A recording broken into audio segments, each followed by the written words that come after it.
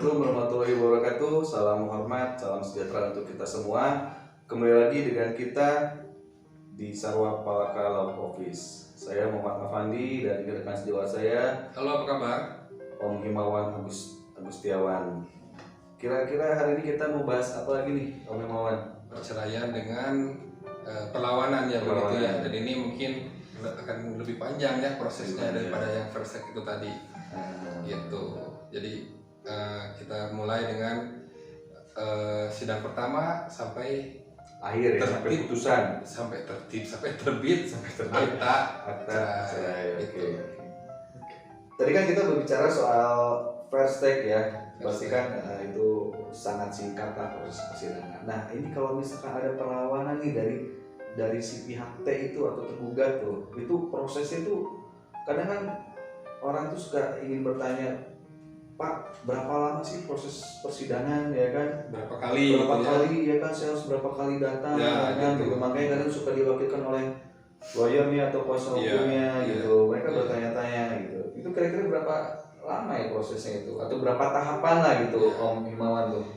Berapa tahapan sih? Berapa ya?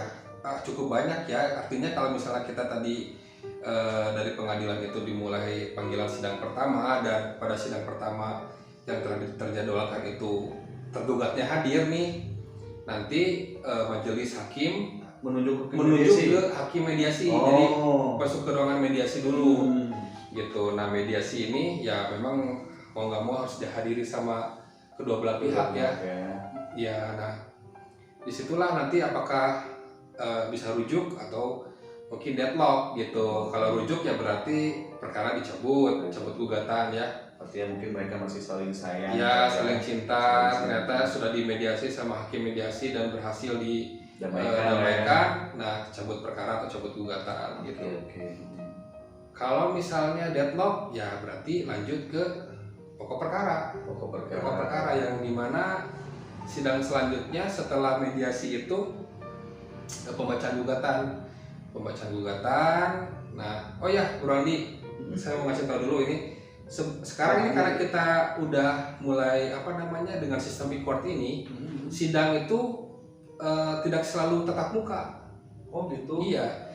Jadi majelis hakim itu menawarkan juga setiap sidang itu apakah ingin tatap muka atau berhadapan di depan majelis atau dengan cara e-court. Jadi tadi untuk T dan T penggugat atau tergugat itu nggak perlu hadir. Jadi kita jawab itu melalui e-court. Nanti kalau di advokat itu jelas nanti tanggal berapa sudah dijadwalkan untuk seumpamanya agenda jawaban itu ya kita tinggal upload aja di e-courtnya. Di sistem e-courtnya. E-court itu, dan ingat jangan sampai melewati jam atau waktu yang sudah ditentukan. Lewat semenit aja itu button uploadnya hilang. Jadi kita mesti konfirmasi dulu ke paniteranya dan segala macam, repot lah. Jadi harus standby. Yang tadinya kalau sudah ada agenda. Walaupun di hari tersebut, misalnya sekarang hari Jumat, nah hari Jumat itu kan sebetulnya 24 jam ya. Tapi enggak, kalau dari e-court itu sudah menentukan jam 10 harus upload, sebelum jam 10 harus upload. Kalau enggak nanti button uploadnya hilang dia. Nah itu yang tadinya praktis, kita malah jadi harus ke PA gitu kan. Nah gitu Om Andi, kalau dengan e-court ya, nah, jadi kita harus harus aware sama waktu uploadnya gitu. Nah, oke, lanjut. Taruhlah misalnya kita sidang itu tatap muka gitu ya, tatap muka di hadapan majelis. Berarti sidang kedua itu setelah mediasi tadi adalah pembacaan gugatan. Setelah pembacaan gugatan adalah jawaban dari kita ya. Dari kita. Jawaban dari kita. Gugatan itu mungkin nanti dari si penggugat. Ya, gugatan dari penggugat atau pemohon. Nanti jawabannya baru dari tergugat atau termohon. Nah, setelah saya mendapatkan jawaban dari tergugat atau termohon, kita balas lagi jawab lagi dengan replik.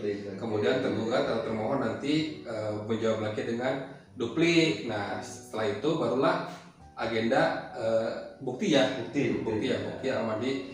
Bukti dari penggugat dulu, kemudian bukti dari tergugat, kemudian saksi dari penggugat, saksi dari tergugat, kemudian kesimpulan dari majelis hakim. Gitu. Apakah dikabulkan seluruhnya, sebagian, atau ditolak seluruhnya atau sebagian. Nah ini Om Himawan, itu kan tadi ada gugatan, jawaban, replik, duplik, saksi, bukti. Nah ini jeda waktunya ini itu berapa lama sih Nah, biasanya? saya biasanya sih kalau e-court itu 1 minggu ya. 1 minggu Jadi ya. minggu ini kita pembacaan gugatan, dijadwalkan minggu depan di e-court itu jawaban. Minggu depannya replik, minggu depannya duplik dan seterusnya. Oh Gitu. Tapi kalau misalnya ada yang nggak hadir gitu ya dalam satu agenda, salah satu pihak entah itu tergugat atau tergugat berhalangan atau belum siap materinya, ya di schedule biasanya diskorsing satu minggu lah, itulah seminggu. Ya setelah putusan nanti kalau misalnya dari laki-laki sebagai penggugat, seumpamanya diputuskan harus ada pembayaran idah, mut'ah, gitu. Kewajiban itu harus diselesaikan dulu, baru bisa ikrar. Gitu ya. Jadi gitu teman-teman, proses persidangan yang apabila penggugat dan tergugat itu hadir, jadi ya lumayan cukup panjang sih ya, karena khawatir bisa mengkuasakan ke teman-teman yang berprofesi sebagai advokat. Ya mungkin dari teman-teman di sana ada yang bekerja, ada yang sibuk, ya kan, jadi jangan khawatir. Bisa dikuasakan kepada kami ya. Bisa dikuasakan kepada gitu, kami. Biar nanti kami yang atur. Atau advokat yang lainnya ya. Ini baru syarat formil perceraian ya, Randi ya. Kita belum ngomongin tentang gonogini, hak asuh anak, gitu ya. Betul. Oh iya, satu Om Himawan, saya tuh masih bingung nih, alasan perceraian itu apa aja sih? Ini sedikit aja kita sedikit ya. Biasanya yang suka jadi alasan untuk perceraian itu sesuai dengan pasal 116 Kompilasi Hukum Islam.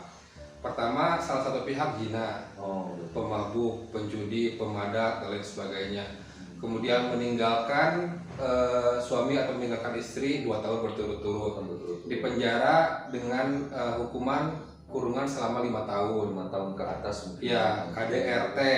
Salah satu cacat badan. Gitu. Kemudian suami melanggar taklid talak. Gitu. Nah, itulah pemanilah. Gitu. Ya minimal teman-teman di situ semua ya tahulah sedikit ya gitu mengenai alasan perceraian itu. Jadi kalau misalkan ada pasangan yang berzina, berselingkuh atau KDRT, ya itu merupakan salah satu alasan yang bisa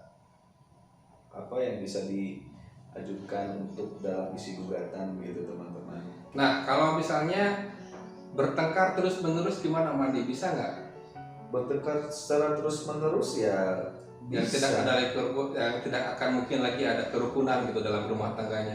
Bisa, karena kan di pasal 116 kan ada. Ya, jadi kalau misalnya alasan cekcok terus nih, cekcok terus rumah tangga nggak pernah akur gitu, dikit-dikit ngambek gitu ya. Mungkin karena dari lebih besar madaratnya, lebih baik mungkin itu jalan yang terakhir gitu. Oke, mungkin untuk pembahasan perceraian ini cukup ya Om Himawan ya. Next time kita bahas apa nih? Next time nanti kita bahas dari teman-teman yang ngisi di kolom komentar. Oke, siap. Itu memang ide yang bagus banget ya. Artinya yang teman-teman atau yang viewers butuhkan itu kita bisa penuhi gitu. Ya, maksudnya kita di sini bikin edukasi kayak gini ya buat apalagi kalau bukan buat teman-teman semua gitu, viewers semua gitu. Ya minimal kita berbagi lah ilmu yang kita tahu sedikit, kan berbagi itu indah ya teman-teman. Benar. Gitu aja mungkin Om Andi. Siap Om Himawan. Kami dari Advokat Sarwa Palaka mohon pamit, mudah-mudahan bermanfaat untuk teman-teman semuanya. Assalamualaikum. Terima kasih.